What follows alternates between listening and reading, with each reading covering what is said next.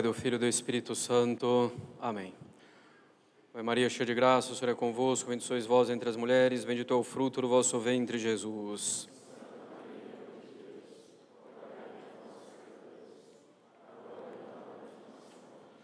Podem sentar-se.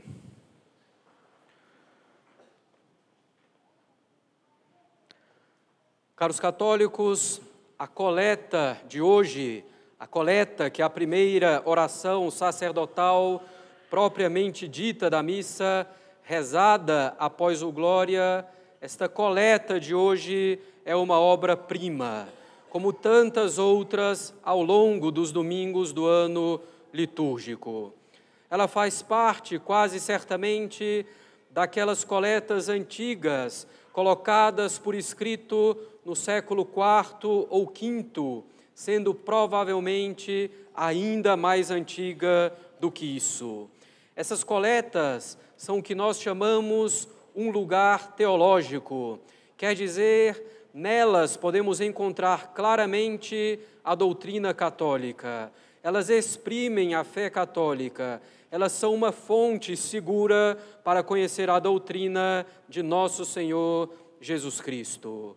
Foi a partir das coletas que Santo Agostinho estabeleceu, por exemplo, seus 12 artigos sobre a doutrina da graça. Foi a partir das coletas que o Papa São Celestino I, no século V, forjou o famoso adágio de que a lei da oração estabelece a lei do que se deve crer. A coleta de hoje é uma obra-prima pelo estilo, com seu ritmo bem estabelecido, com paralelismos, com oposições. Uma obra-prima, antes de tudo, porém, pela perfeita doutrina que contém e pelo pedido imprescindível que é feito. A coleta de hoje é uma obra-prima que serve de base para a nossa vida espiritual. Consideremos, caros católicos, essa curta, mas riquíssima oração, fazendo primeiramente uma tradução um pouco mais literal do que é habitualmente contida nos missais de fiéis.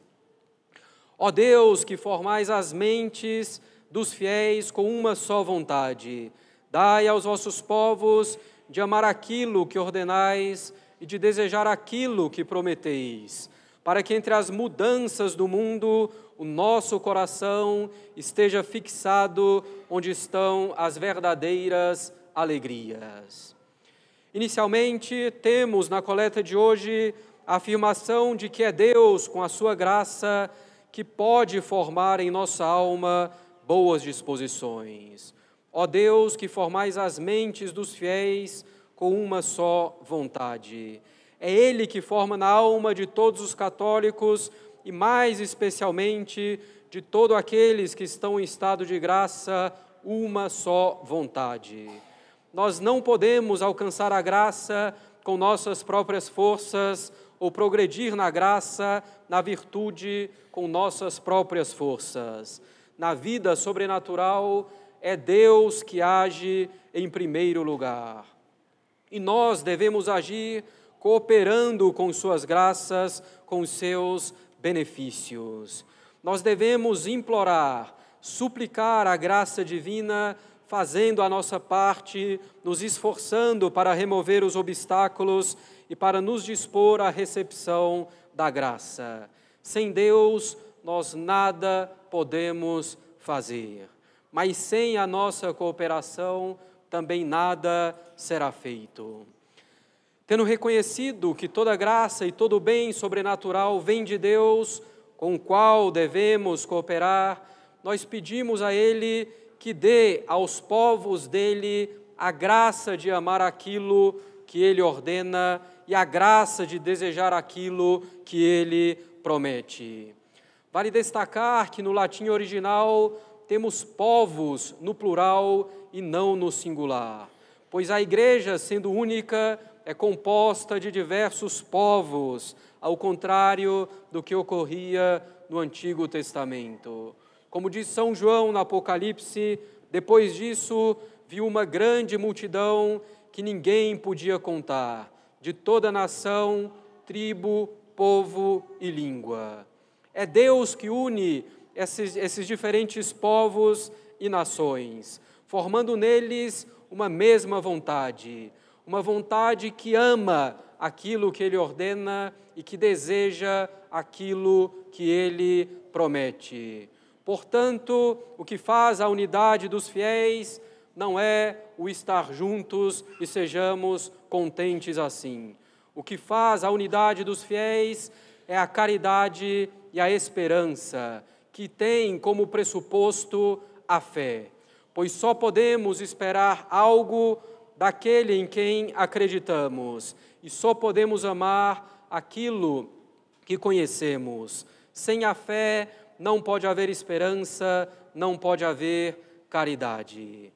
E é isso que nós pedimos hoje a Deus, que forme em nossas almas a vontade de amar aquilo que Ele ordena, quer dizer, pedimos a caridade e pedimos desejar aquilo que Ele promete, isto é, a esperança. O primeiro pedido é amar aquilo que Ele ordena. Nós só podemos amar, caros católicos, aquilo que reconhecemos como um bem para nós.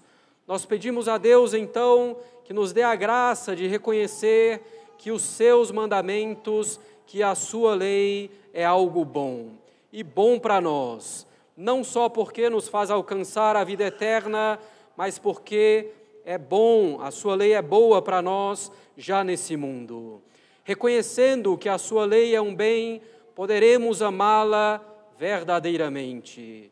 Hoje, muitos veem a lei de Deus como um fardo a ser carregado com tristeza, porque nos tira a liberdade.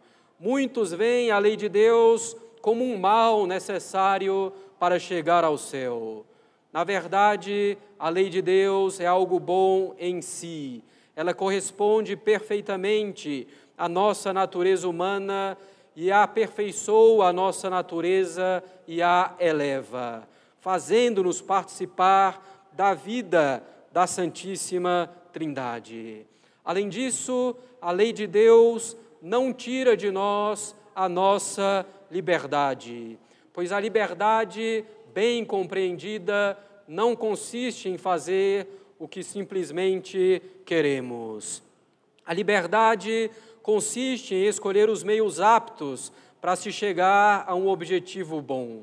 Nosso objetivo aqui na Terra é conhecer, amar e servir a Deus para sermos eternamente felizes com Ele no céu. Portanto, a verdadeira liberdade consiste em escolher entre meios adequados para ir ao céu, sempre excluindo, consequentemente, o pecado. A lei de Deus auxilia a nossa liberdade, caros católicos, dirigindo-a para Deus, para o bem, dirigindo-a para que não nos desviemos da finalidade para a qual fomos criados. Devemos não só observar a lei de Deus, mas amá-la e amá-la cada vez mais. Como diz o rei Davi no Salmo 18, salmo que é um sublime elogio da lei de Deus. Ah, quanto amo, Senhor, a vossa lei, durante o dia todo eu a medito. Amar a lei de Deus não é, porém, algo sensível, como não cansamos de repetir. Amar a lei de Deus é, primeiramente, cumpri-la e buscar cumpri-la cada vez melhor e com uma intenção cada vez mais pura, cumpri-la por amor a Deus. Mas devemos ir além, caros católicos. Devemos buscar nos alegrar profundamente no cumprimento da lei do Senhor. E é essa a diferença entre um católico comum e um santo. O santo se alegra profundamente no cumprimento da lei de Deus. Eis o primeiro pedido da coleta de hoje, que Deus nos dê a graça de amar aquilo que Ele ordena, a graça de amar aquilo que Ele nos ordena, nos manda. O segundo pedido é a graça de desejar aquilo que Ele prometeu. O desejo se refere sempre a um bem ausente, que ainda não temos. E se nós realmente desejamos esse bem que ainda não possuímos, buscaremos os meios para alcançar esse bem sem medir esforços.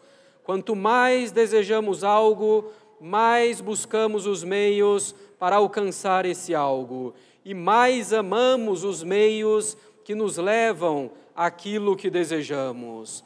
A coleta pede a Deus que nos dê a graça de desejar aquilo que Ele prometeu. Aquilo que nos prometeu, por excelência, foi o céu. A visão de Deus face a face. E a vida eterna é justamente o nosso maior bem. Devemos, portanto, desejá-la com todas as nossas forças, empregando os meios necessários para alcançá-la, apesar de todas as dificuldades. O primeiro passo, caros católicos, para alcançar a vida eterna é desejar alcançá-la, mas desejá-la realmente, com disposição para empregar os meios necessários. E se com o auxílio divino desejamos a vida eterna e empregamos os meios para alcançá-la, os meios que são, em primeiro lugar, o amor à lei de Deus, o cumprimento da lei de Deus, se fizermos isso, poderemos estar certos de que Deus nos dará graças mais do que abundantes para que alcancemos a vida eterna. Amar aquilo que Deus manda e desejar aquilo que Ele promete. Não basta, porém, pedir essas duas coisas a Deus. Quer dizer, não basta pedir aqui e agora que eu desejo o céu, que eu cumpra os mandamentos para alcançar o céu. É preciso pedir também a graça de perseverar até o fim nesse desejo de alcançar o céu e nesse cumprimento da lei de Deus. E essa é a última petição da coleta de hoje. Que diante da instabilidade, das mudanças das coisas do mundo, nós possamos permanecer fixos onde se encontra a nossa verdadeira felicidade. Tendo reconhecido que a lei de Deus é um bem para nós e tendo reconhecido que a vida eterna é o nosso maior bem, somos obrigados a reconhecer que a nossa felicidade se encontra na prática da lei de Deus e na ida ao céu. A verdadeira e perfeita felicidade está no céu, mas já se inicia aqui na terra pela prática da lei de Deus que nos une a Ele. Que Deus possa fixar definitivamente no nosso coração essas verdadeiras alegrias, de cumprir o que Ele manda, de desejar o que Ele promete, e que possamos, então, não nos submeter às alegrias aparentes e passageiras do mundo. Devemos, caros católicos, com auxílio da misericórdia e da onipotência divinas, amar a lei de Deus, praticando-a e procurando praticá-la com alegria. Devemos desejar ardentemente o céu. Devemos fixar nosso coração nesse amor e nesse desejo que são nossas verdadeiras alegrias. Dessa forma, cumpriremos a nossa finalidade de conhecer, amar e servir a Deus e de alcançar o céu. Mas também cumpriremos a finalidade ainda mais importante de dar maior glória a Deus, tornando-o mais conhecido, amado e melhor servido. Em nome do Pai, do Filho e do Espírito Santo. Amém. Aleluia, aleluia.